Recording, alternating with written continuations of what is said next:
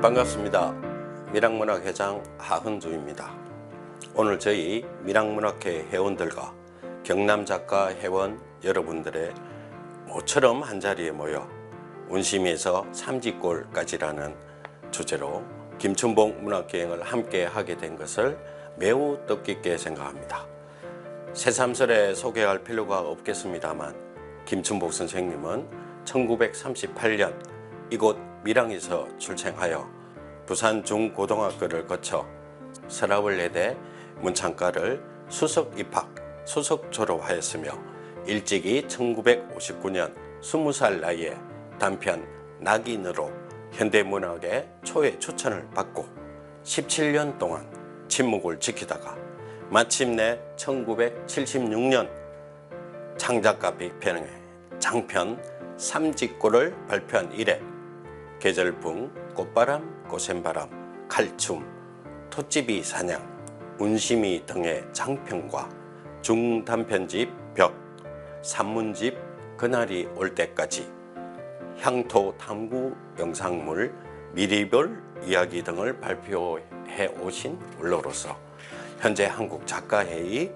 경남작가회의, 밀양문학회, 경남민회총 등의 고문으로 활동하고 계시며 경남작가상, 경상남도 문화상 등을 수상하기도 하셨습니다. 이어서 선생님의 귀한 말씀을 들어보겠습니다. 반갑습니다.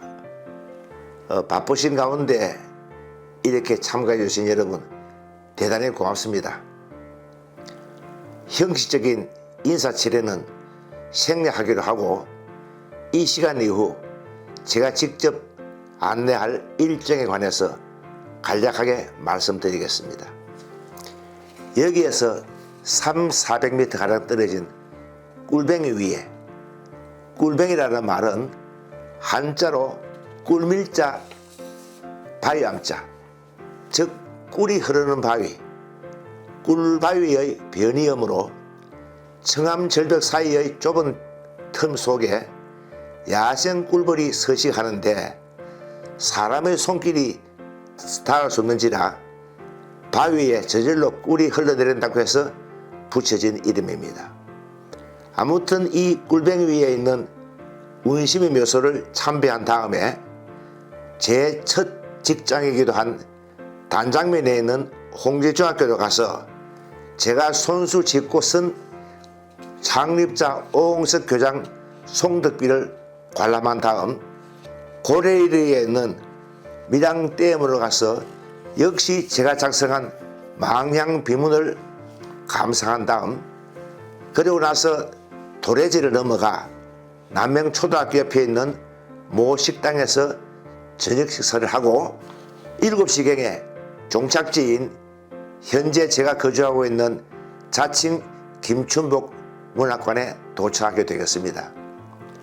이후의 일정은 현지에 가서 말씀드리기로 하고, 출발에 앞서서 제가 운심의 묘소를 재발견하게 된 뒷이야기를 잠깐 들려드리는 게 순서일 것 같습니다. 2001년 초로 기억되는데요.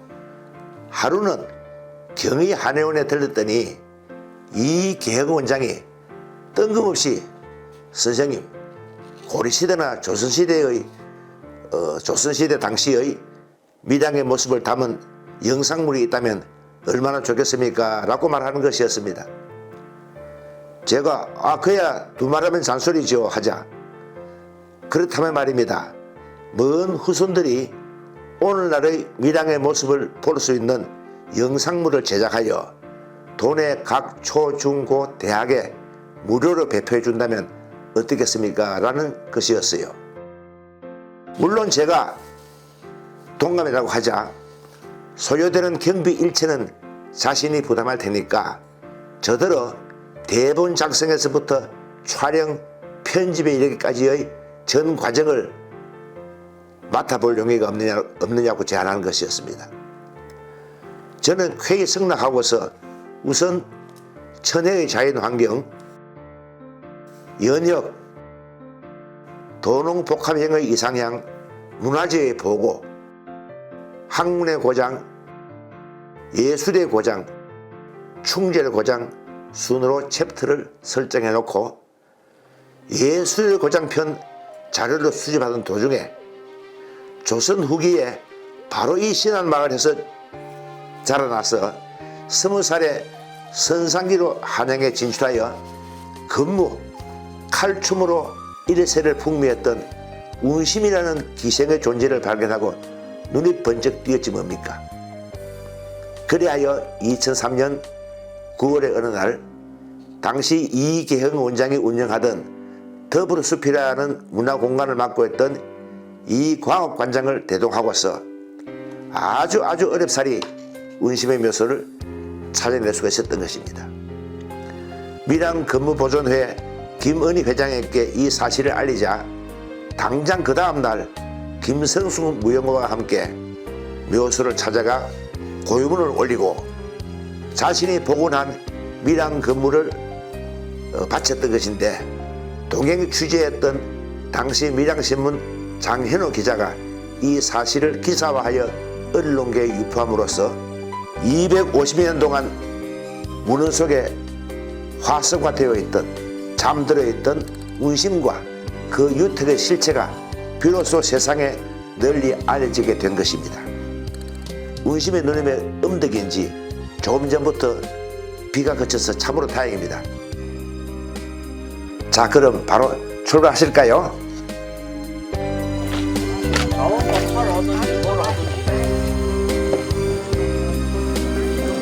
없다고 봐야지. 유세차 서기 2023년 양력 9월 2일 소재 김춘복 삼가 누님의 영전에 고하나이다.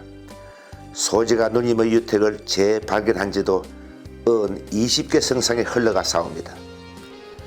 또한 19년간의 각고 끝에 누님의 일생일대기를 복원한 졸작 운심회를 통하여 누님께서 남기신 발자취를 세상에 알린 지도 어느덧 1년이 가까워오고 있습니다. 그동안 밀양 근무보존회에서 해마다 근무축제를 열므로써 누님께서 태어나 자라신 이곳 신안마을이 정부로부터 운심문화마을로 지정받은 데 이어 온 마을이 밀양 근무를 소재로 한 벽화로 꽃단장을 하여 황골탈퇴하실 뿐만 아니라 2006년 9월 태풍으로 유실되었던 유택을 새로 단장하고 밀양 근무전수관과 운심마을 공방까지 건립하였으니 소재로서는 뿌듯하게 이를 데 없사옵니다. 누님께서 하늘나라로 가신 지 150년 뒤인 고종 27년 서기 1890년 4월 함안군서를 겸직하고 있던 오획묵 밀양부사가 바로 이 자리에 들러 읊은 기생 운심의 묘소의 부처를 낭송에 올려옵니다. 강남 제1의 기녀 무산의 구름 타고 하강한 선녀일래라. 구정궁궐까지 남긴 그 자취 찬란한 자줏빛 불꽃일래라. 타고난 그대의 재능 해와의 그 향내의 사라지랴. 덧없는 세월에 홍하나 늙어 무사람과의 애끓는 이별 그 몇 번이런가. 평생토록 청춘의 길 소망했건만 황진이 마냥 무덤 속에 잠들고 말았으라. 적적한 꽃밭에 홀로 오는 저새 응당 환생한 그대의 넋을진저. 누님, 오늘 김춘복 문학기행 행사에 참여하신 밀양문학교 회원과 경남작가회의 회원 일동이 삼가 명복을 빌며 맑은 수를 올려오니 흠양하시옵소서.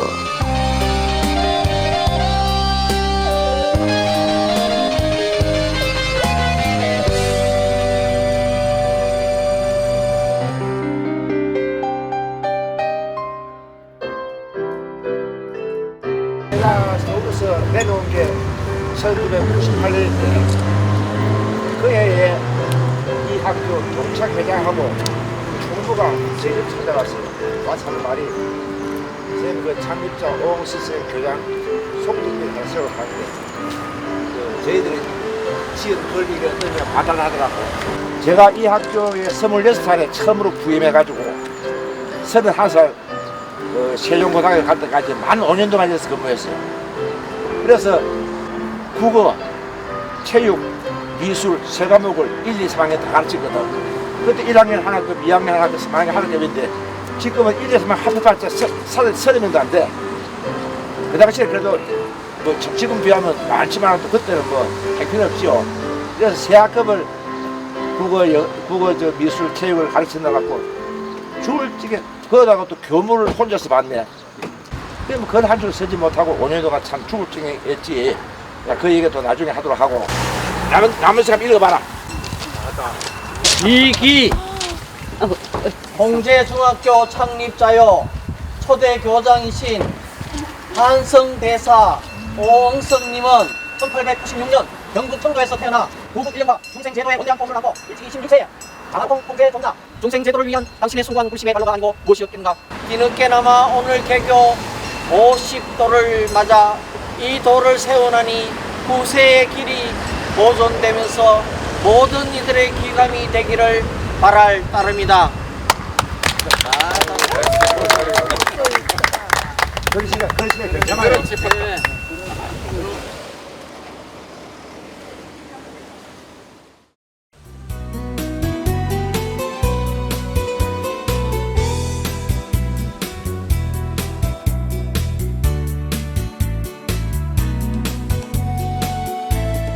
문화원에 딱 들어가니까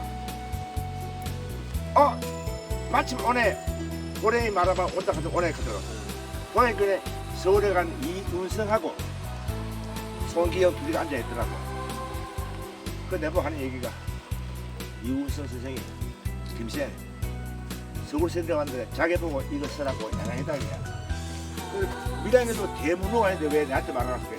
누구 말하고 그래. 저 어느 그 김충표가 있나 하는데 내가 딱 들어간 거야. 그래 세계 스피커 가더라고. 소지 했거든. 그 며칠 뒤에 이제 써가지고 줬더니 글쎄 근데 이게 채택된다고 장담하지 마라. 그게 무슨 말이야 할 거래. 미랑을 세서 알고 보니까 어느 교수 어디 무슨 교수 네 군데를 부탁한 거야. 그 송계시 원장이 문화원장이 한마디 해서 애들 100일장도 알고 말이야. 그 나머지 세 사람은 그 뭐가 되느냐고 말이야. 다음부터 이런 부탁 좀 나한테 절대 해만 했는 거야. 문화원에. 그 뒤에 이제 연락을 그래. 아이고 다행히 선생님께 제대했으면 쓰더라고. 내가 읽어볼게. 위에 거는 전필자 선생 시라. 아홉굽이 폭풍하다 성난 우레 부딪히고 낙화는 가히 없이 물겠다 설려가네. 반생토록 몰라서라 더운 길이 어디면지 오늘에야 만났거늘 조화옹이 시기하네. 그날따라 비가 많이 왔던 모양이야. 그 조물주가 시기해서 비가 와서 망쳤다 이거겠지. 상전백회라더니 일찍이 전필자 선생이 무릉도원에 비견했던 이곳 고야천 상류 일대가 오늘날 경남 도민의 생명으로 거듭나네. 이는 마땅히 경축할 일이로되 한편으로 대대소송 가까운 삶의 터전을 상실한 채 외지로 떠나야 했던 덕달, 사기동, 축촌, 고점 주민들에게는 애고지정을 금할 수가 없기에 가뭇없이 사라진 옛 보금자리를 회역하는 당신들의 허탈한 심기에 행의 한가닥이 위안이라도 하여 삼가 이 자리에 이 돌을 세웁니다. 와보세요. 빙고 김춘봉, 이중, 손기현, 여기가 이제 농암정이거든. 농암정이고 정자 위에 올라가면 사방에 다 보여요. 그리고 지금 저 서 계시는 분들 바로 밑에 절벽인데 저기는 농암대라. 농암이라는 거는 뭐냐? 농은 집에 있는 장농, 암은 바위 암전인데 마치 옛날 그 가구 장농을 쌓아놓은 것처럼 바위가 청청이 이렇게 쫙 돼가 있거든. 그래서 장농을 쌓아놓은 바위를 해가지고 농암대야.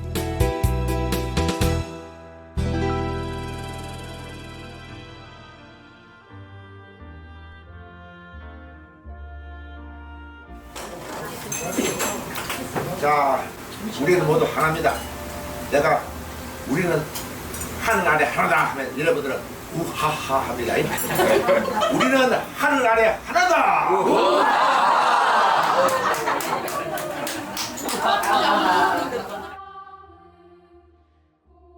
태어난 집인데 말하면 생가지인데 요 자리에 정침이 있었고 저 자리에 사랑채가 있었고 저기에 대가지가 있었어요. 그래서 서양집이죠.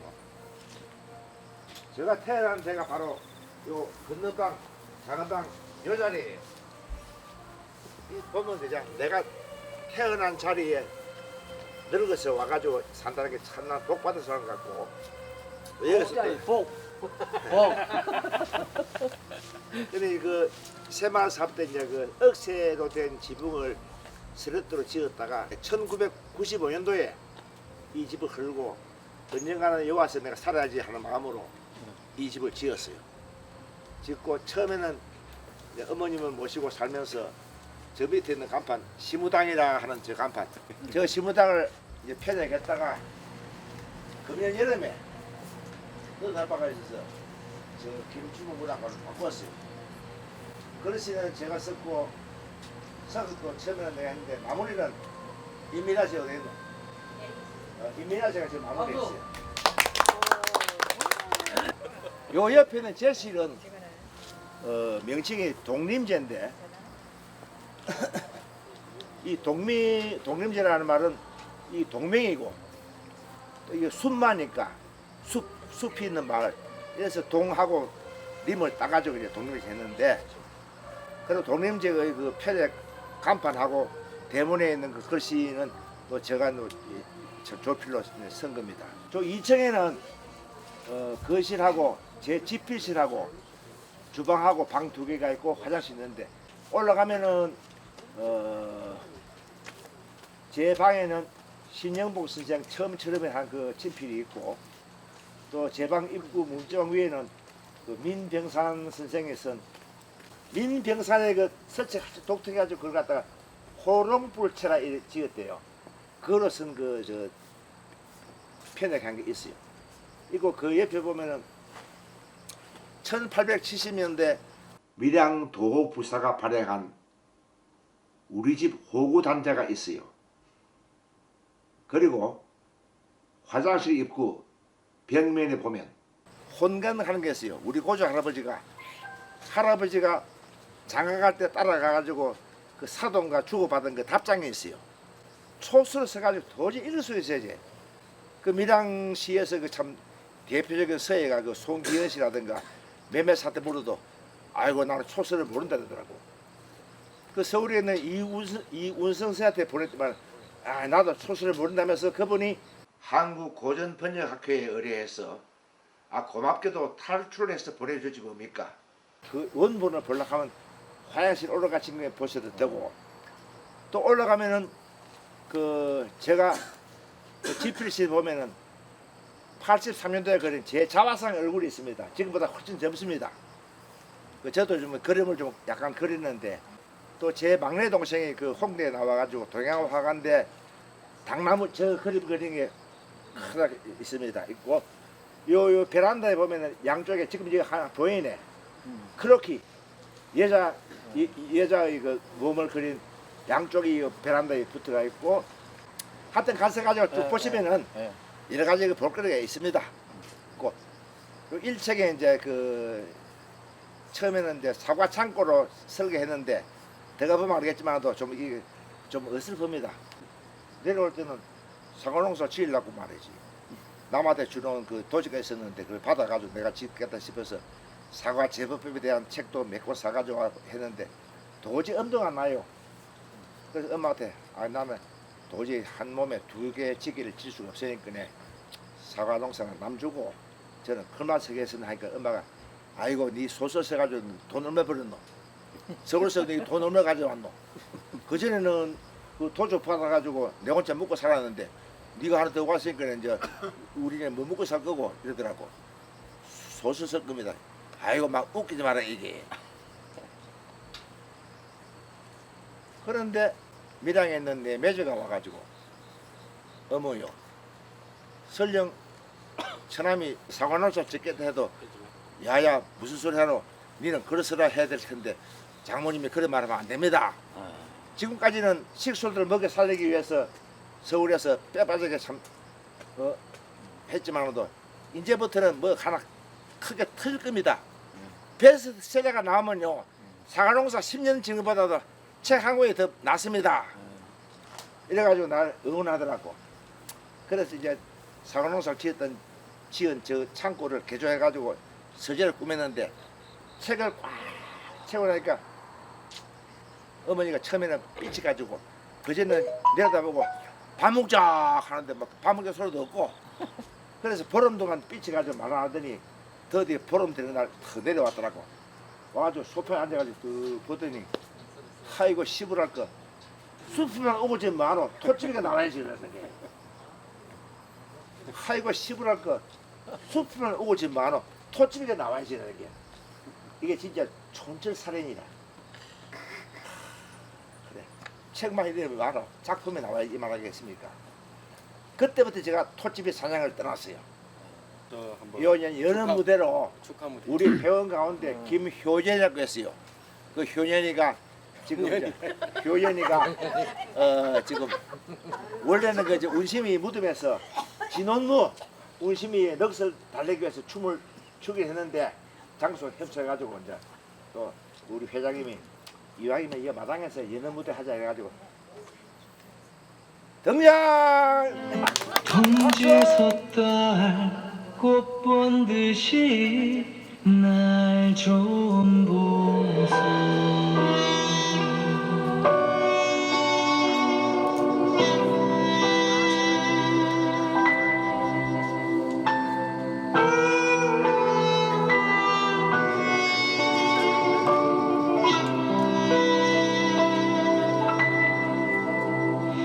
날 좀 보소, 날 좀 보소, 날 좀 보소.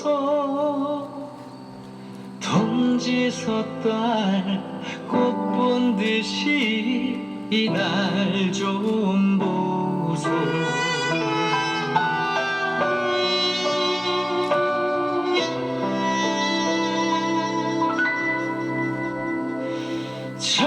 정든님이 오셨는데 인사를 못해.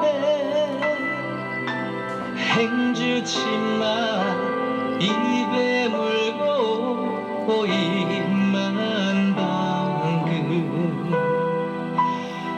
아리아리랑 쓰리쓰리랑 아라리가 났네. 아리랑 고개로 날 넘겨주소. 날 좀 보소, 날 좀 보소, 날 좀 보소. 동지 섰달 꽃 본 듯이 날 좀 보소. 저 건너 대숲은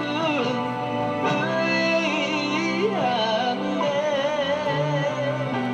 아랑에 서른 넋이 예날 부다.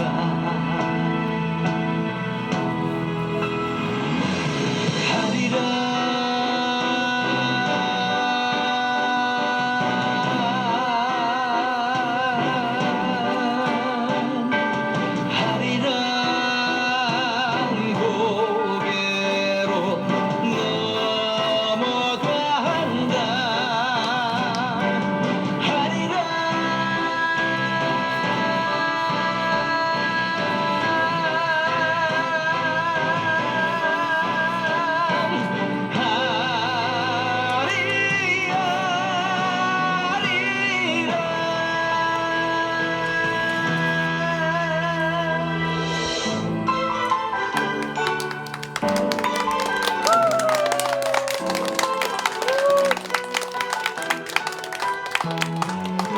자, 들어갑시다. 아이고, 아이고, 많았습니다.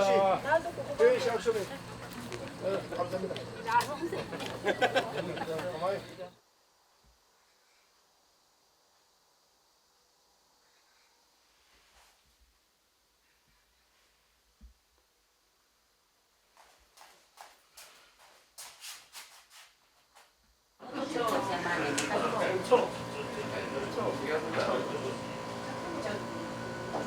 우선 아주 오늘은 문학여행도 아주 기쁜 날이지만 더없이 기쁜 소식을 하나 전해드리고 시작하겠습니다. 우리 경남 작가의 회의에서 오늘 서울 본회의 회의가 있었는데 창녕 지구가 정식으로 오늘 성인이 되었습니다.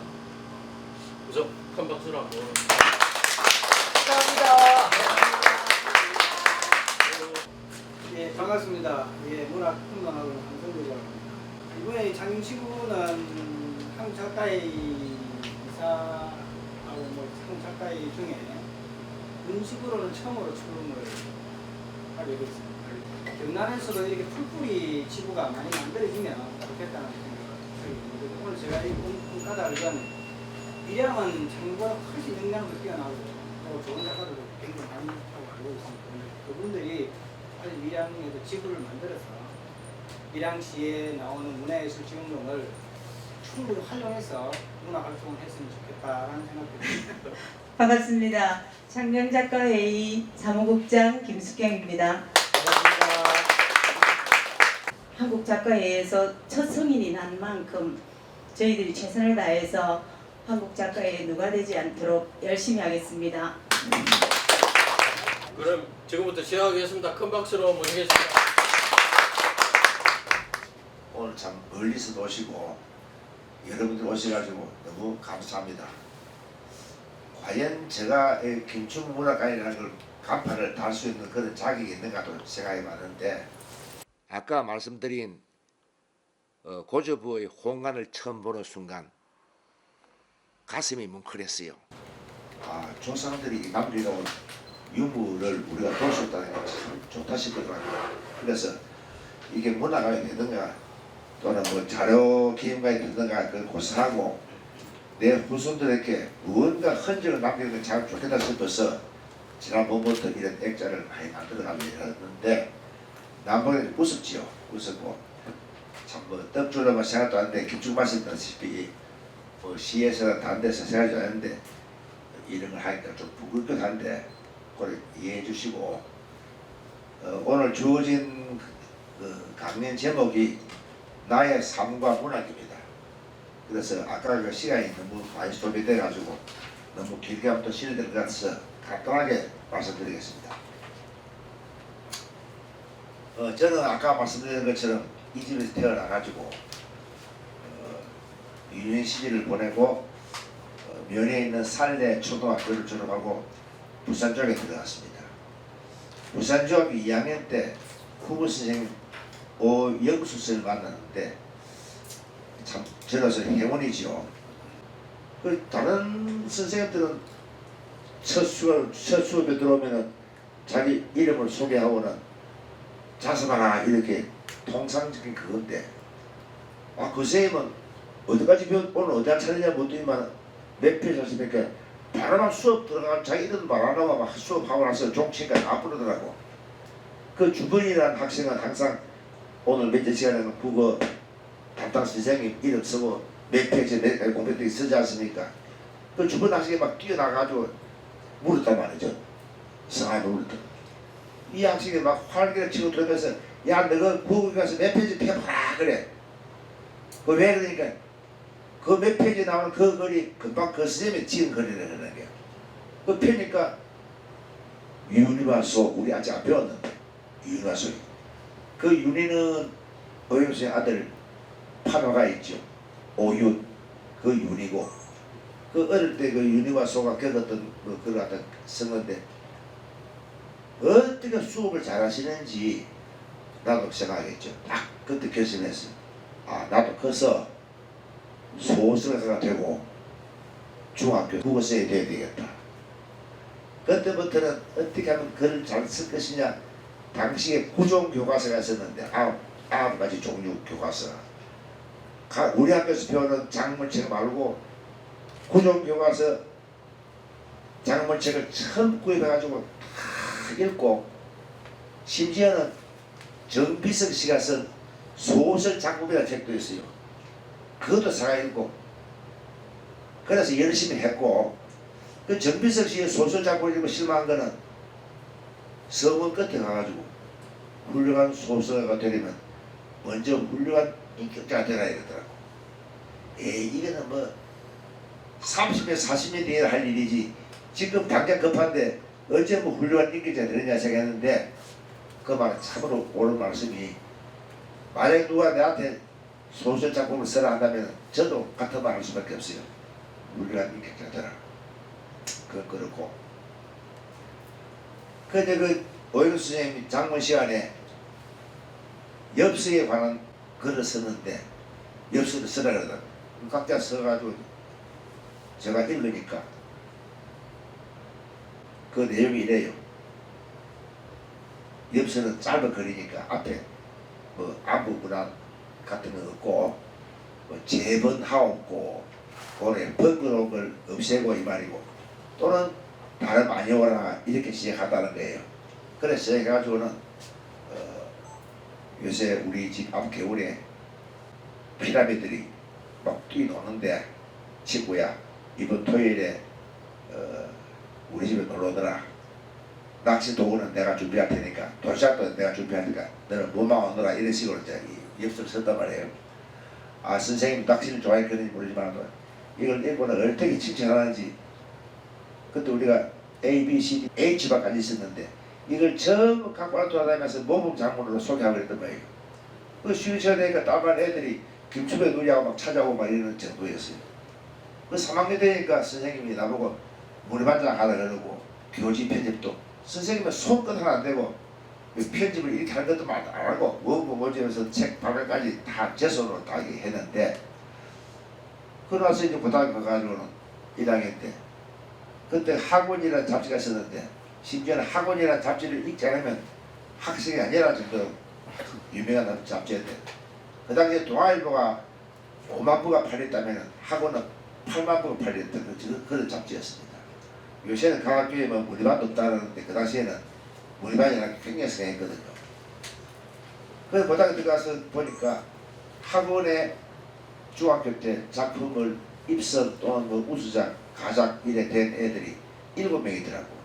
그래서 제가 모아가지고 7별 도민이라는 걸 만들어서 가래방으로 등산을 해가지고 200불을 찍어서 각 고등학교에 문해반에 보내고 선생님들 다 보내고 이런 식으로 하여튼 고등학교 때 제가 열심히 했고 고3 때 그 당시에는 그 보건여자 고등학교였었는데 그 학교 주최로 또 국제신문사 후원으로 경남 학생 문예 콩쿨 대회가 있어가지고 문예 작품을 모집하더라고. 소설, 시, 수필, 평론 뭐 이런 식으로 그 제가 그 탈출이라 하는 그 소설 70회짜리를 써서 응모했더니 뜻밖에도 원래 규정이 없었는데 이 중에서 각 분야에서 제일 우수한 작품을 뽑아가지고 특등 제도를 만들자 해서 제가 특등이 되었어요.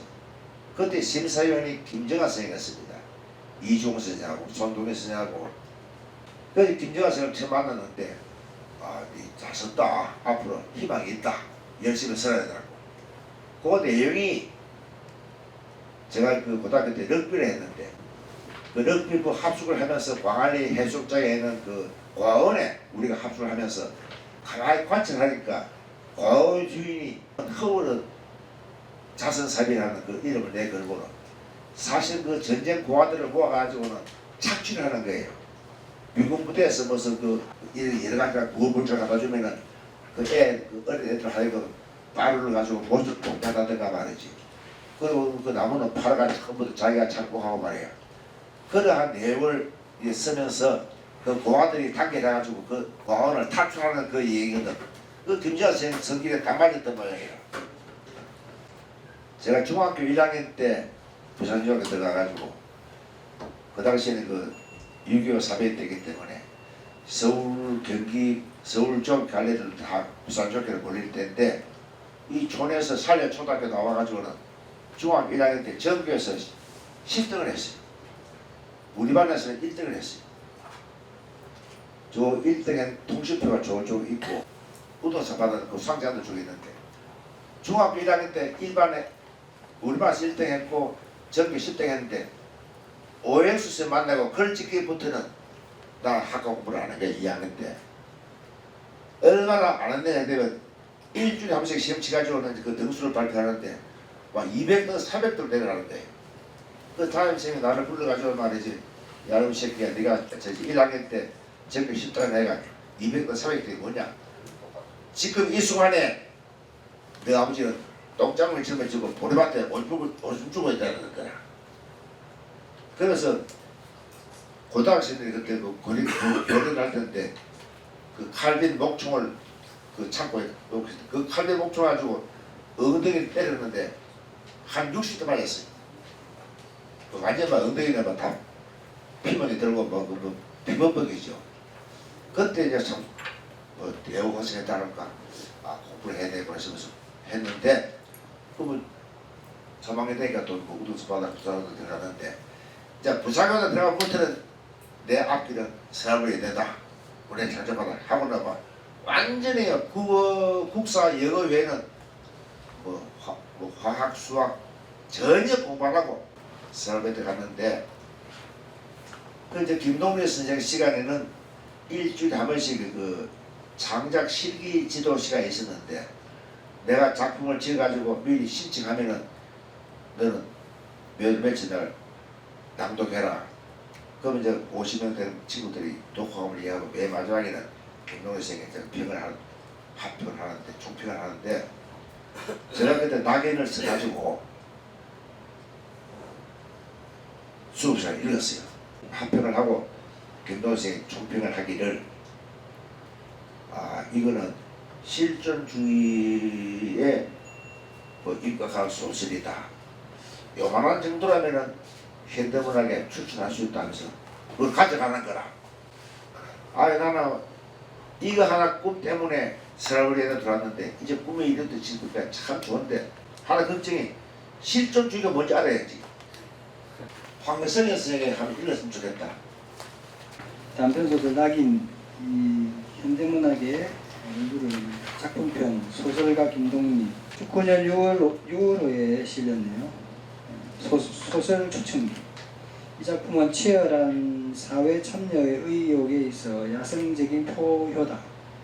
나는 근본적으로 경향문학이나 목적주의 문학을 찬성하지 않지만 그렇다고 해서 사회성이나 사회 참여에 대한 작가적 의욕 그 자체를 배관시하고 싶지는 않다.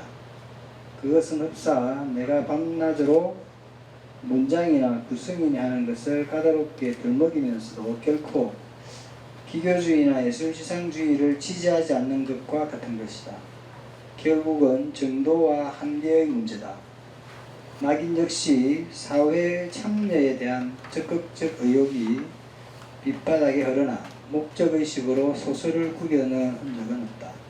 그 다음에 문화평론가 백철 선생님께서 추천한 내용인데요. 이 현대문학 표지 1959년 6월 30일 날 동아일보에 실었던 글입니다.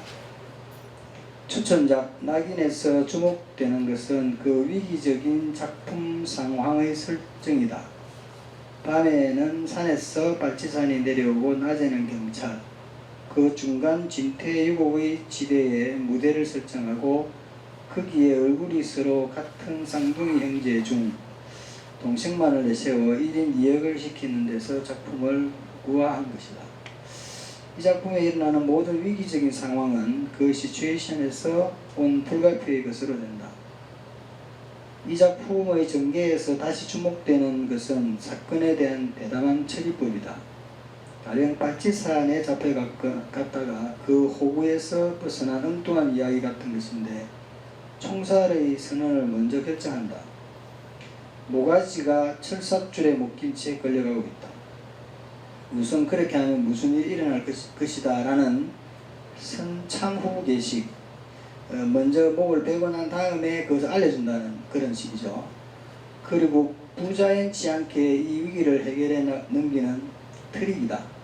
실존주의적 작법을 체득한 신인이 아닌가 본다. 백철쌤은 굉장히 좀 촘촘하게 봤네요. 줄거리하고.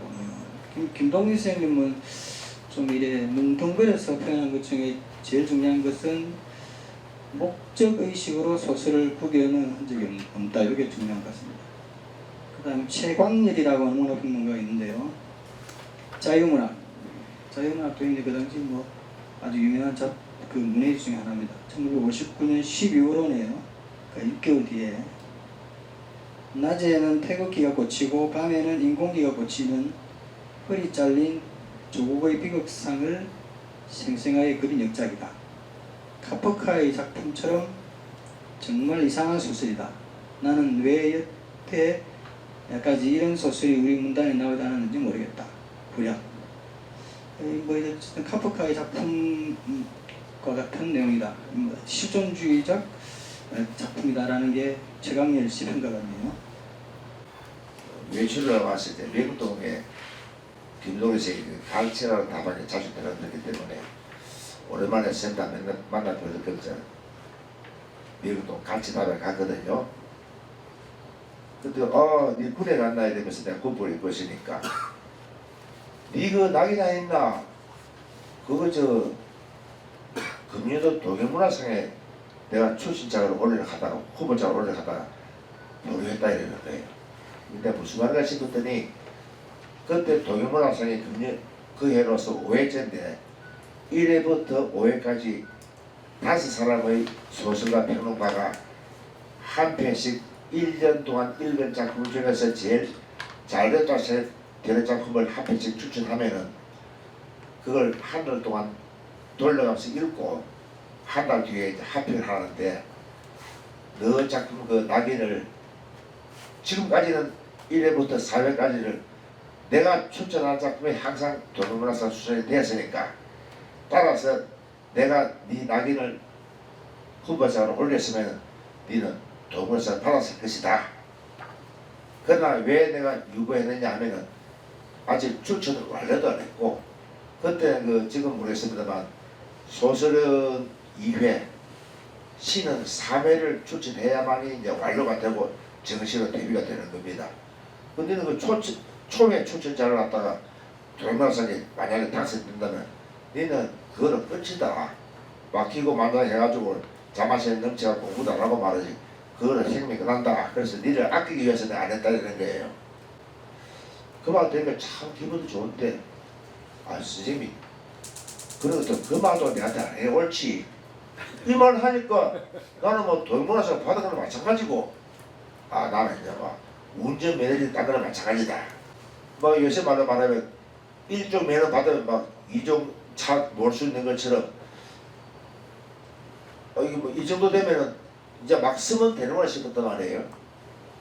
근데 막상 아까 내가 말씀드린 것처럼 제대하고 나서 홍기적에 갔는데 설 시간이 어디 있습니까?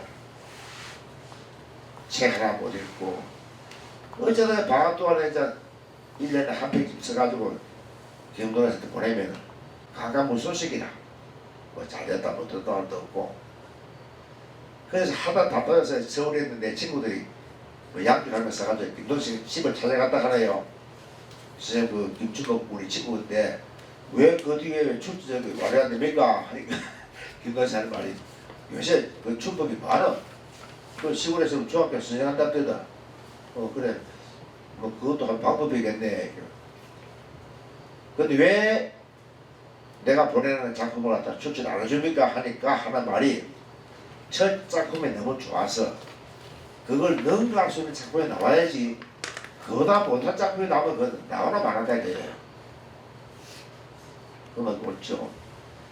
그래서 그때부터 저는 시리에 빠져가지고 홍점에 있을 때부터 막 애들이 연극 지도를 하고 낚시나 하고 세종 가서도 뭐 가사생일이나 하고 뭐 낚시나 하고 우리 사무실 있는 소전들 그 술집도 많았으니까 맨날 술 먹고 토요일까지 예배 사람이 불기 전에 집에 이제 들어가고 했는데 술이 고대만들 돼가지고 대문 박차고 막 문제를 하면 참 주인집 아주머니 보기 미안해가지고 마누라랑 막 엄마상 집을 하는데 72년 4월달에 부산일보 주재기자가 전화가 왔어요.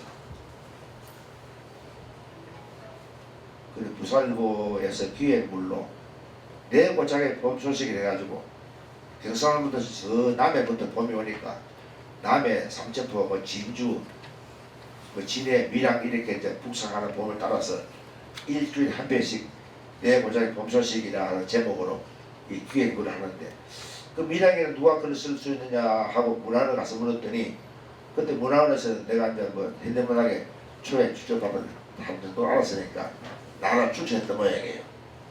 근데 성 이름은 잊었습니다만 성이 차시. 그 차기자가 나한테 그분이 또 내가 부탁 선배라 찾아와가지고 200자 원고지 6명짜리 내 보장에 본수하시 쓸 수 있느냐 하더라고. 내 평생 처음 받은 원고 정타 아닙니까? 쓰렸다 그랬죠. 그날부터는 소적에도 안 가고 그전에는 토행금지 예배 사람이 불러야 이제 11시 반이 돼야 집에 들어가는 사람이 해가 중신에 있는데 집에 와가지고 자바문 닫아버리고는 들어앉아가지고 있으니까 말하고 볼 때 이상하거든. 한 3일째 되는 날 문을 조금 열고 당신 뭐하여 그러더라고. 그 내가 지금 뭐 한다. 6일째 되는 날 6명짜리 글을 썼는데 6일 걸렸어요. 그 당신 뭐하여? 근데 이렇다니까 한번 봅시다. 돈이 많아. 아 이것도 걸잡고 썼네 그러더라고. 그 요거 쓰는데 6일 걸렸어요. 당신이 매일 술 안 먹고 들어오는 건 좋은데 천하의 김춘복이 끝났네 이러는 거예요. 천하의 김춘복에도 끝났네. 이래 내가 쇼크를 먹었어요. 아 아니다. 문학을 하기 위해서는 서울로 가자. 그때 밀양에서는 오늘 전 참 밀양문학관들이 독일을 만들어 보려고 백발 해봐도 안 되고 글도 한 장 안 되고 이래서 서울의 친구에게 요새 그 잘 나가는 소설책 좀 사 보내봐라 했더니 김정한의 인간단지, 황석영의 객지, 조혜일의 아메리카 이런 걸 보냈더라고. 영자의 전성시대 조선자. 그때 참 제가 제일 자극받은 게 김정한의 인간단지, 황석영의 객지입니다. 나는 그전에는 60년대 초에 그 김성옥이라든가 말이지 이러한 화려한 문체에 그 어물려 가지고 아 내 시대는 끝났구나 싶었거든. 아 근데 김정한 황석영이 그러니까 아 아니 살아있네 이러는 게야. 쓰자 해가지고 시작한 게 산중신곡이라는 소설이었어요. 그때 한창 이제 새마을 붐이 일어나가지고 멀쩡한 억새집, 이 억새집은 수명이 길어가지고 억새로 집이면 한 20년 갑니다. 그거 걷어내고는 멀쩡한 장인의 억새집 지붕임을 갖다가 걷어내고는 서른대 지붕으로 바꾸고 말이지. 그 왜 그러냐면 정부에서는 이제 각 시도의 실적을 보호해야 되니까 면에서는 초가집 개량한 게 몇 프로냐 이거 가지고 뭐 점수를 발표하는 모양이죠. 그래서 이제 시비가 벌어지고 낙 가지고 막 면석하고 막 주인 다툼을 보면서 느낀 거야. 아, 새마을 사회의 어떤 허구. 이때 마을 평가할 때 가로수 길 아까 우리 올라온 그 길 옆에다가 잘 보이게 점수 따기 위해서 산에 있는 멀쩡한 소나무를 베가지고 뿌리도 없이 말이야 베가지고는 땅에다 박아놓는 거야. 이 소나무는 며칠 가도 안 시들어지거든. 그 심사 끝나면 그 소나무 버리잖아요. 뭐 요런 걸 가지고 이제 산정신곡이라. 그때 이제 아무튼 밀양은 탈출을 해가지고 간 게 부산 영남상고라. 영남상고도 제가 목표는 아니고 서울로 가기 위해 하나의 징검다리로 생각하고 갔는데 마침 그 영남상고 옆에 김정한 선생 집이 있었단 말이지.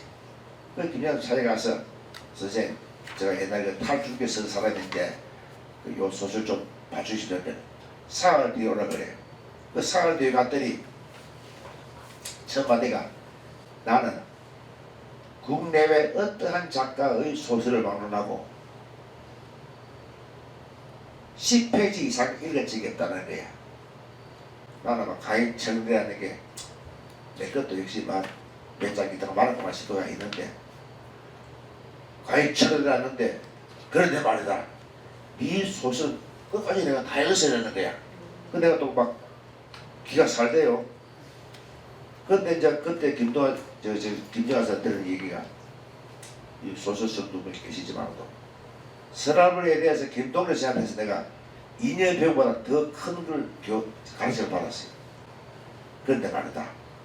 팔기라는 주인공이 아침을 먹고 지게를 지고 들에 나가서 뭐 속골을 배웠다 이러지 말고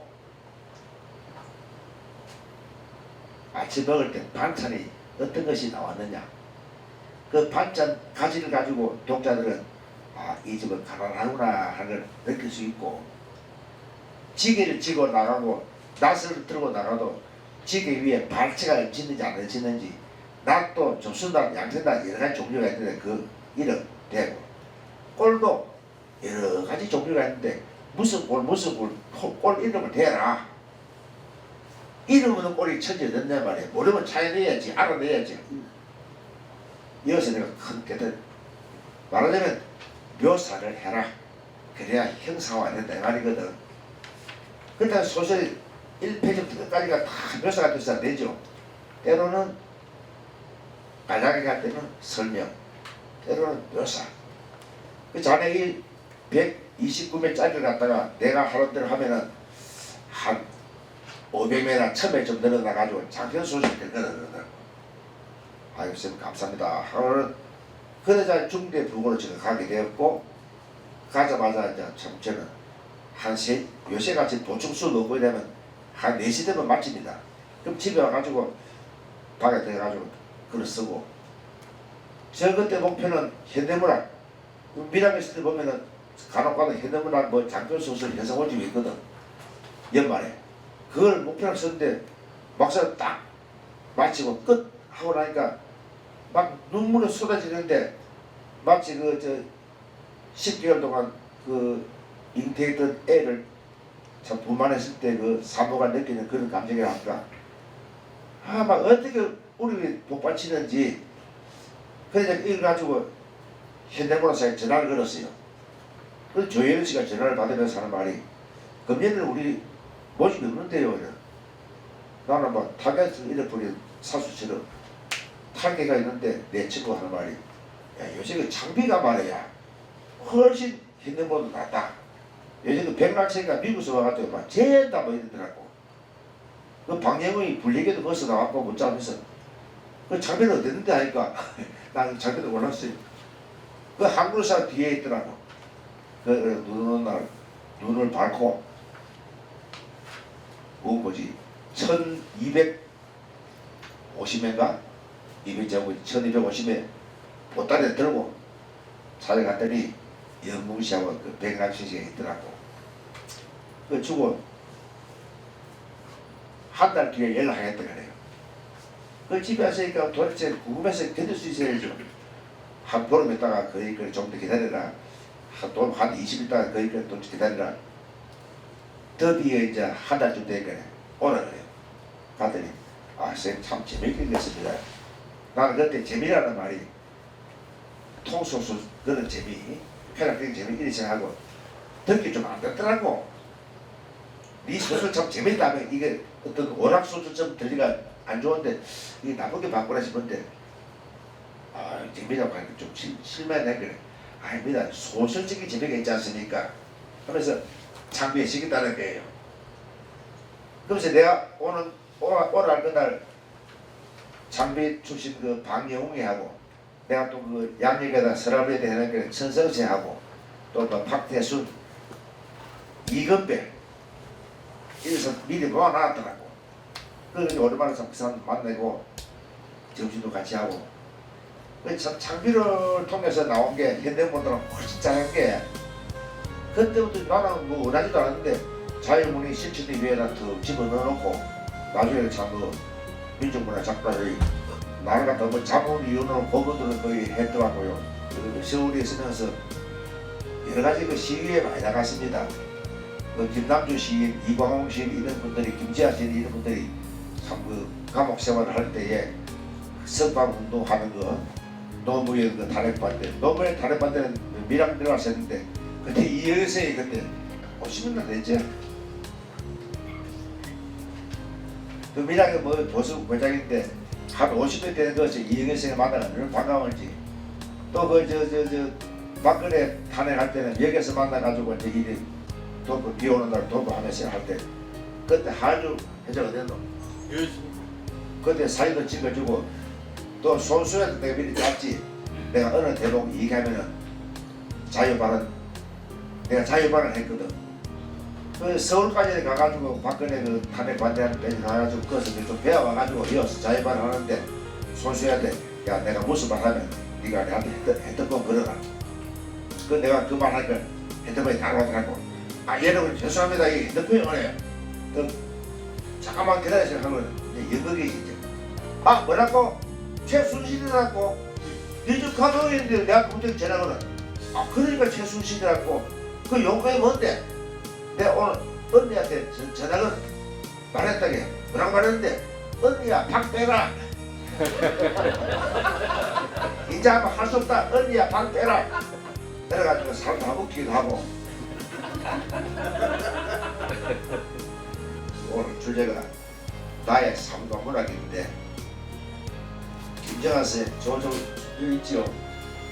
제한테 그 문학의 눈을 띄워준 분은 오일수 선생이고 또 문학의 바람길을 알려주신 분은 또 김정한 선생이고 또 김동근 선생은 또 뭐 내가 무시할 수 없고 또 나를 참 그 경기해준 분은 백낙청 장비 발행에서 백낙청인데 저 네 분을 내가 참 존경하고 진보건 보수건 다 필요하지요.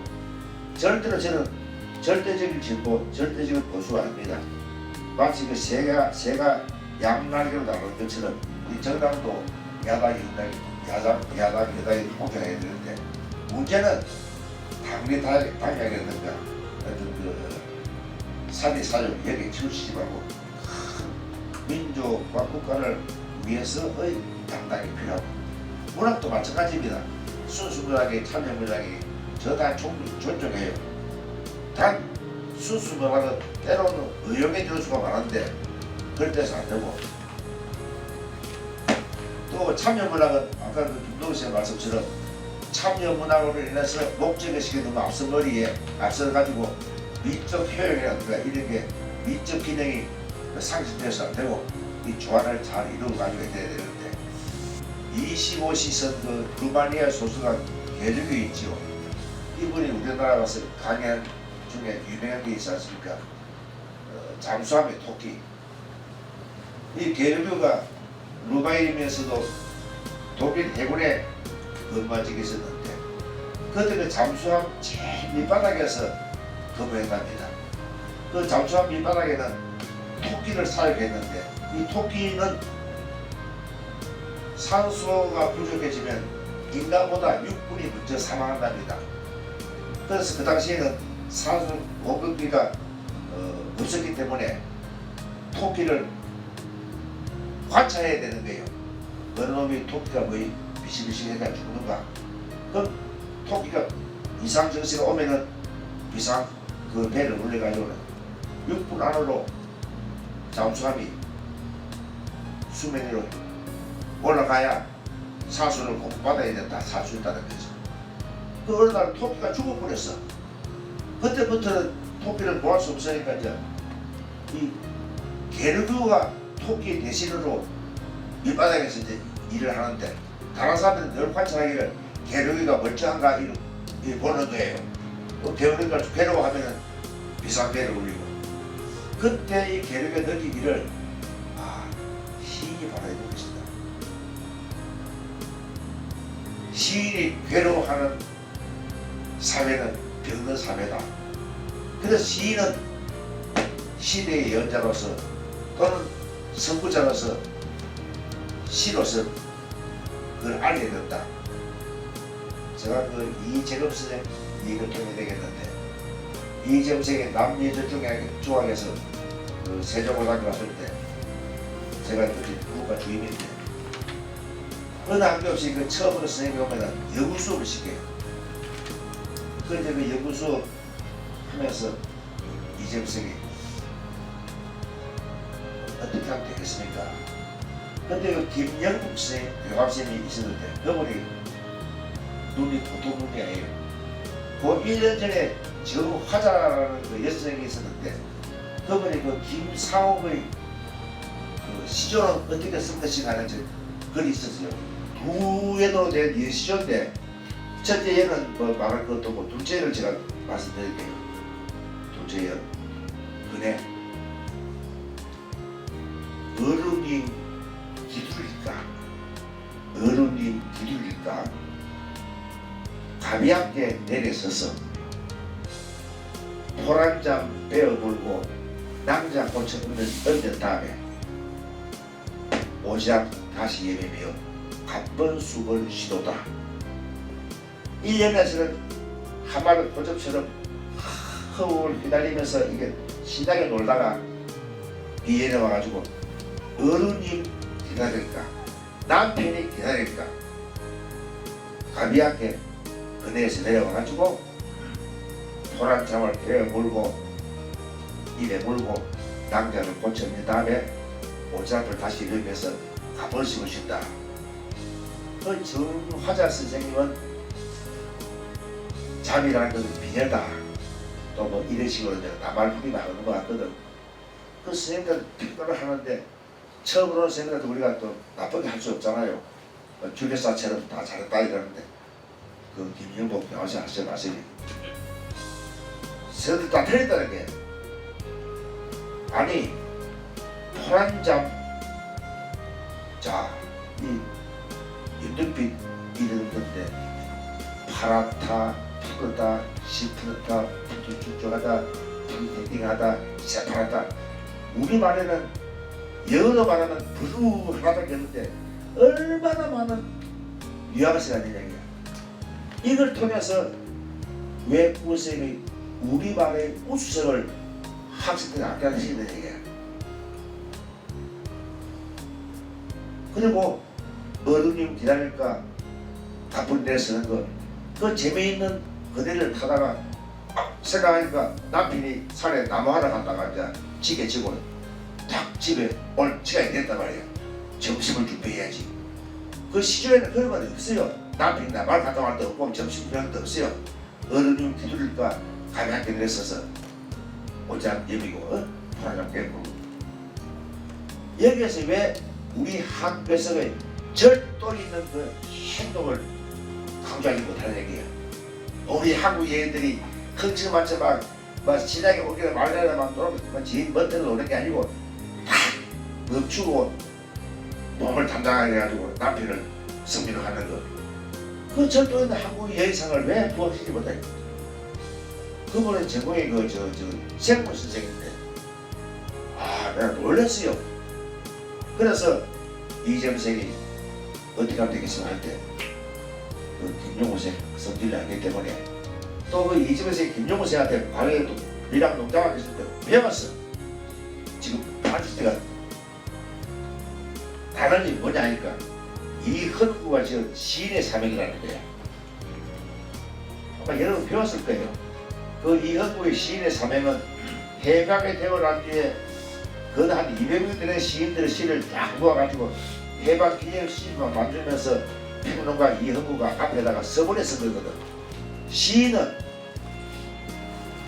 평화로운 시대에 있어서는 문화의 장식일 수도 있지만 일단 그가 처한 사회가 위기에 처하거나 통일을 잃었을 때에는 시대의 예언자, 시대의 선구자가 되어야 된다. 그렇게 시작되는 건데, 자 나치 지하에 있던 독일인들에게 또는 통일을 잃어버린 이탈리아인들에게 단테가 유일한 이탈리아로 추앙받고 또 독일에게 제외받던 베르기에가 신음할 때에 암담하던 그 시절에 베르하네는 사회를 진단하고 베르기에들에게 희망을 주고 말했지. 이러한 걸 그거 나오거든. 그 이집한테 이때 김지아 얘기가 하자 했거든. 그 이재금생도 성향이 비슷하니까 아주 좋게 들었다고 그 김지아를 갖다가 예를 들어서 학생들이 하게 됐거든. 근데 수업시간 나가는데 가히 조마조마 해가지고 있는데 이재금생이 김지아 말을 하니까 좀 목소리가 귀에 들어가지고 이제 김치 뭐 까맣게 저기 뭐 다른 뭐 마늘 뭐 어쩌고 저 오적이라는 시뭐 정도. 나는 이제 자우지간에 이 정도 하면 이제 김영보 선생이 걱정할 줄 알았어. 맨날 달성을 다 좋다는데 틀렸다는 게 김제 같은 책상 위에 컵에서 막 내려치고 줄자 뚜껑에서 막 줄자 뚜껑 날아가도록 막 줄자 막 치고 애들 끝을 나게끔 말이야 화감질이 되는데 뭐 주황정부가 박경화 된다 이게 원형이야. 진짜 그분은 대단한 거예요. 그 알고 보니까 대구 사범 때 일제 말기에 그 조선어 사용을 금지하고 그 우리 조선말 고가르치 했을 때 대구 사범에 있으면서 반대불이라 하는 아까 내가 7배를 말한 것처럼 가래방으로 반대불로 동일지를 만들어가지고 갈아먹으려 했던 모양이야. 이게 일본의 형사들한테 걸려가지고는 감옥을 1년 살았어요. 해방전한테 그 건국훈장 애족장으로 서운됐었죠. 나는 한평생 참 그분을 나도 한평생 후보선생 했지만도 서울 가서 학교 하면서도 저 뒤에 지금 항상 그 김용호 선생이 나를 지키고 있다. 이 수업 마치고 나면 나한테 뭐라고 축구할 것인가 이걸 염두에 두면서 학생 애들한테 나라 결에 이걸 강조하게 됐어요.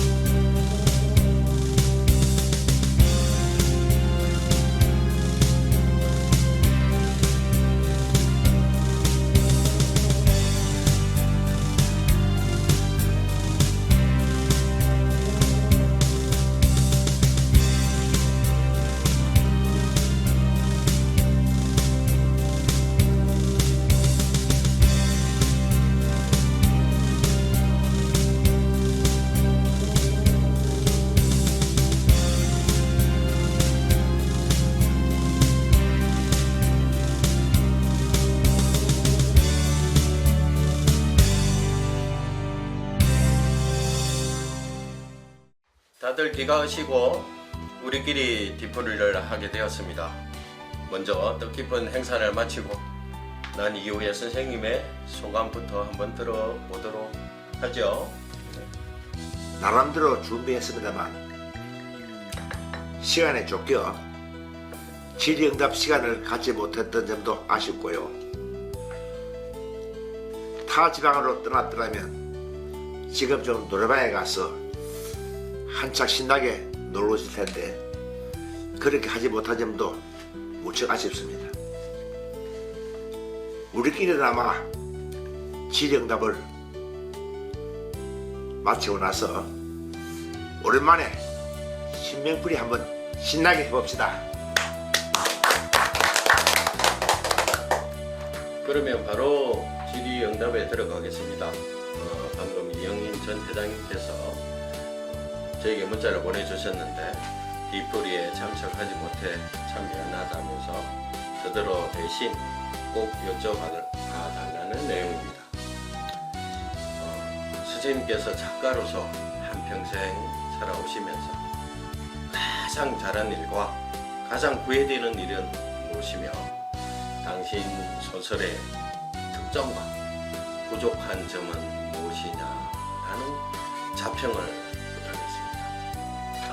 먼저 잘한 일부터 말한다면 문화 외적인 일이긴 하지만 25년 전에 낙하경에서 시기상조라는 주의의 만류에도 불구하고 당시 이상조 시장과 장혜근 시의회 의장에게 강력히 건의하여 밀양 독립운동기념관을 건립한 일입니다. 뒤이어 의열 기념관에 들어서고 해마다 뮤지컬 공연에다 국제학술대회까지 개최하고 있으니 당초의 목표인 약산을 주인공으로 하는 대하소설을 완성한 그 이상의 보람을 느끼고 있습니다. 또 한 가지는 운심의 묘소를 재발견하는 일입니다. 게다가 19년간의 각고 끝에 일생일대기를 형성하여 장편소설 운심이를 발견할 수 있었으니 그 역시 잘한 일이라고 할 수 있겠습니다. 그리고 가장 후회되는 일은 서울에서 시위할 때 식솔들이 눈을 밟혀 단 한 번도 앞장을 서지 못했던 점입니다. 제 한계를 뼈저리게 느끼고 있습니다. 다음으로 제 소설의 특장을 굳이 들으려고 한다면 현실과 치열하게 대결하는 산문정신이라고 감히 말하겠습니다. 그러다 보니까 상대적으로 시적 감흥이나 낭만적 감각이 배제될 수밖에 없었는데 순수 문학 쪽에서 보면은 흠길이 될 수도 있겠지만 참여 문학 쪽에서 보면 역설적으로 오히려 그게 특장이 될 수도 있지 않겠습니까? 그렇게 생각합니다. 이제 이 자리에 계신 여러분들께서 오늘 선생님의 강의 내용이나 평소에 궁금하게 생각했던 점을 기탄 없이 질문해 주시기 바랍니다. 제가 먼저 한 가지 질문을 드리고 싶습니다. 처녀작 낙인에서부터 최근작 운심에 이르기까지 선생님의 작품에서 한결같이 느껴지는 것은 선생님 말씀대로 현실과의 치열한 대결입니다. 아까 강연에서 문학의 올바른 길로 이끌어 주신 분이 요산 선생님이라고 말씀하셨는데 대표적인 일화 한 토막을 들려주시면 고맙겠습니다. 고3 때 부산대 동아대 선배들이 주축이 되어 부산 학생문학회라는 단체를 결성한 적이 있었습니다. 고문으로 모신 김정한 선생님의 경례사가 아직도 귀에 생생합니다. 자유를 짓밟는 독재에 아도하는 문학이 무슨 문학이냐? 헐벗고 굶주리는 이웃들을 외면하고서 꽃이 어떻고 소녀가 어떻고 낙동강이 어떻고 이런 따위의 문학이 어찌 훌륭한 작품이 될 수 있단 말인가. 지난 일요일 성지옥 수원지에 산책을 나갔더니 경남 관오고집차를 타고 온 어떤 모렴치한 작자가 부산 시민의 젖줄인 그 물에다가 뜨하니 발을 담그고 앉아 더위를 식히겠다는 말이지. 더욱 강화인 것은 수행원들은 물론 신문기자, 심지어 근무 중인 경찰관까지 바로 옆자리에서 그 관객을 목격하면서도 어느 누구 한 사람 저지하는 자가 없는 거야. 이렇게 말하고는 사자구를 토하시는 것이었습니다. 경남 관오고 집차가 그렇게나 무섭다는 말인가. 순간 저는 강한 전류가 온몸을 훑고 지나가는 듯한 충격을 받았습니다. 뒷날 모 학생지에서 나를 만든 한마디 말이라는 주제로 원고를 청탁하기에 스승지 않고 경남관 오집차가 그렇게도 무섭더라 말일까 라는 제목의 글을 써 보냈을 정도로 이 말 한마디는 한평생 제 조명이 되었습니다. 선생님, 가장 기억에 남는 친구 한 분을 든다면 누구이며 그리고 그분은 어떤 분이셨습니까? 고1 때부터 사귄 김용원이라는 친구를 들고 싶습니다. 서울물리대 물리학과를 졸업하고 경기여고 교사로 재직하는 중에 인혁당 사건에 휘말려 억울하게 형장의 이슬로 사라진 친구인데 산문집 그날이 올 때까지에서도 언급했지만 함안 선산에 있는 묘소를 성남시 모란공원 민주열사 묘역으로 이전하는 현장에서 영혼스럽게도 제가 추도사를 낭독했습니다. 어디 남문석 시인이 한번 읽어보실까요? 다 아시다시피 나 시인의 선친이신 나경일 선생 또한 같은 사건에 연루되어 무기징역으로 10여 년간 복역하시다가 12적 이후에 무죄 판결을 받고 방면되었던 분이십니다. 제가 한번 읽어보겠습니다.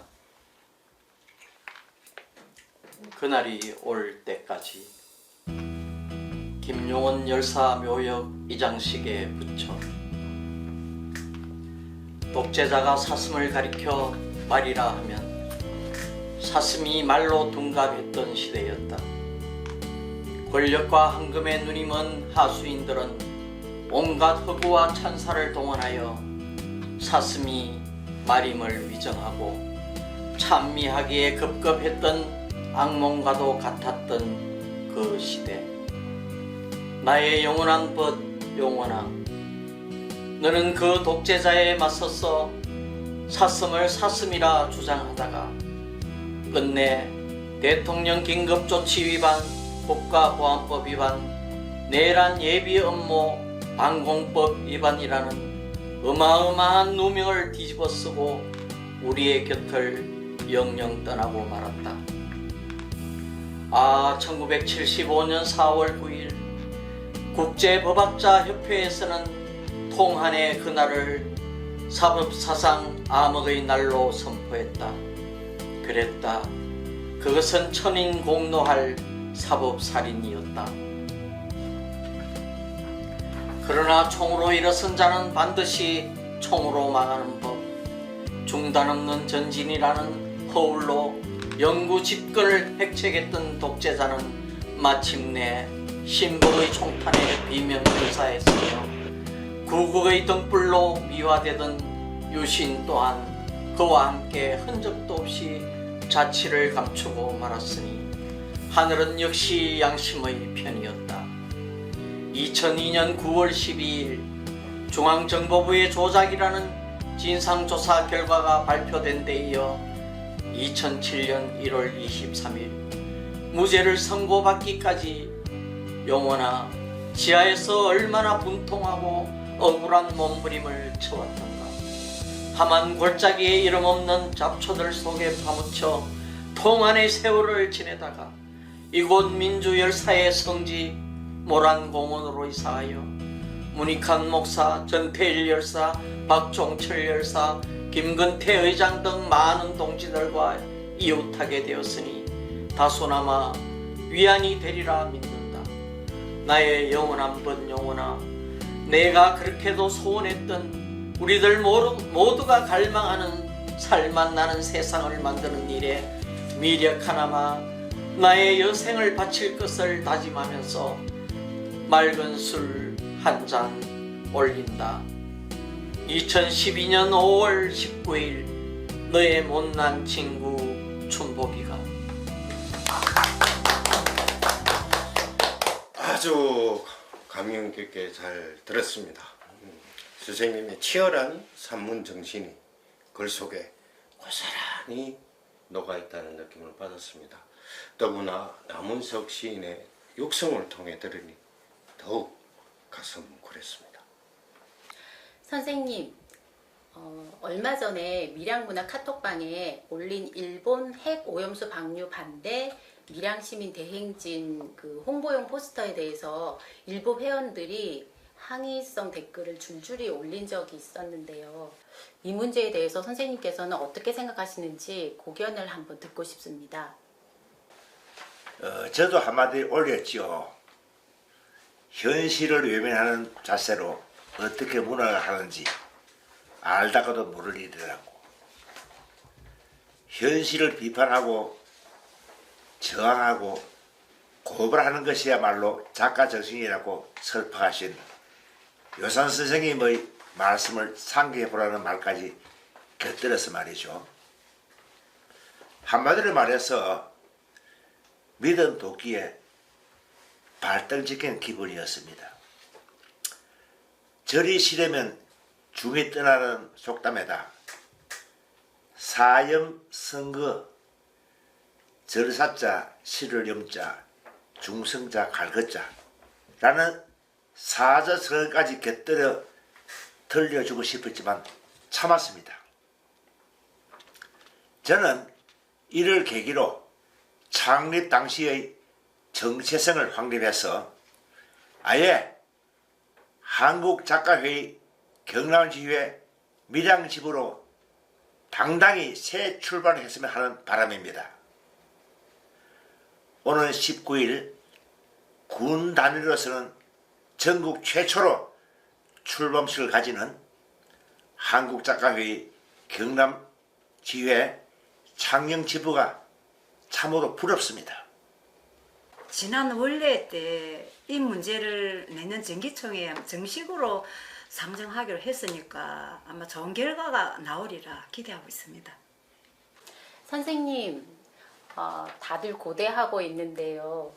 필생의 역작이 될 대하소설을 읽어볼 수 있는 날이 언제쯤 될까요? 우리 시민들을 쓰느라 진이 다 빠져버린 통에 도무지 엄두가 나지 않습니다. 설령 빛을 보지 못한다 할지라도 미련은 없습니다. 독립기념관을 건립하는데 불쏘시개 역할을 한 것만으로도 이미 제 목표는 달성했다고 봅니다.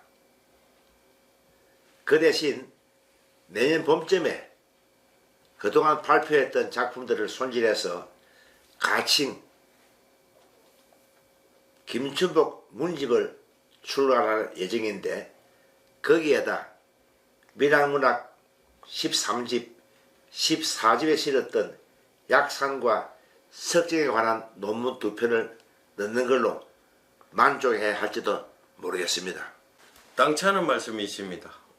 100세의 시대를 맞아 스님께서는 110세 이상 건강하게 사실 것입니다. 하루빨리 기력을 회복하셔서 대작을 완성하시기를 기대합니다. 시간 관계상 더 이상 질문을 이제 받지 않겠습니다. 궁금한 점이 있으신 분은 개별적으로 여쭤보도록 하시고, 마지막으로 선생님께서 저희 밀양문학 후배들에게 꼭 당부하고 싶은 말씀과 그 말씀을 듣고 나서 신명나게 한판 놀아보도록 하겠습니다. 의열문학제 때는 의열과 관계되는 작품을 앞다퉈 발표했던 분들이 정작 작년 연말에 서울에서 열린 약산 규문무와 함께 창립총회 참관인은 고작 6번밖에 되지 않아서 크게 실망했더랬습니다. 나름대로 사정이 있었겠지만 그렇다면 사후에라도 회원으로 가입해서 힘을 보태야 할 마땅할 텐데 그렇게 하지 않으니 그게 문제라는 겁니다. 말 따로 행동 따로 하는 작품은, 다시 말해서 지행일치가 되지 않는 작품은 제 아무리 그럴듯하게 포장한다 한들 앵무새가 사람의 목소리를 흉내내는 것과 무엇이 다르겠습니까? 요컨대 실천적 삶, 이 한마디를 들고 싶습니다. 정말 훌륭하신 말씀 감사합니다. 다 같이 박수! 아, 주인 없는 공사가 어디서 맨 처음에 내가 한 곡 좀 부르겠습니다. 아직은 쓸만해서 깎고 쳤네.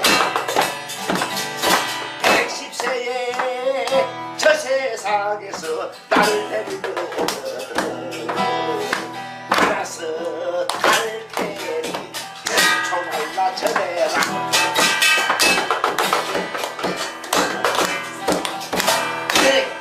120세에 저 세상에서 날 데리러 오거든. 나는 극락세계에 와있다고 전해라.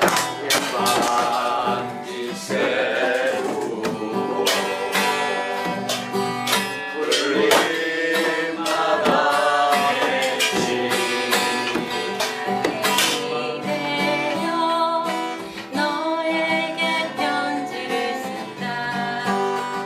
물 위에 물새것을 피우고 잔디만 풀어라 풀어라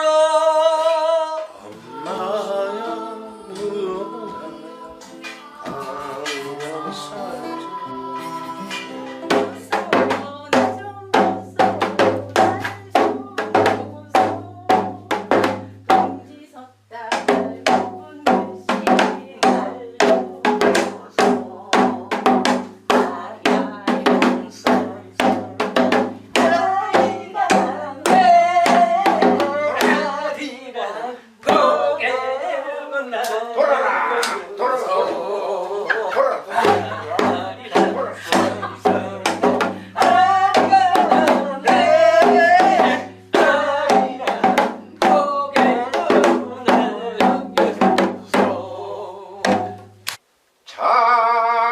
잡으시오 잡으라시오 이 술 한 잔을 잡으라시오 이 술은 술이 아니라 9988 백세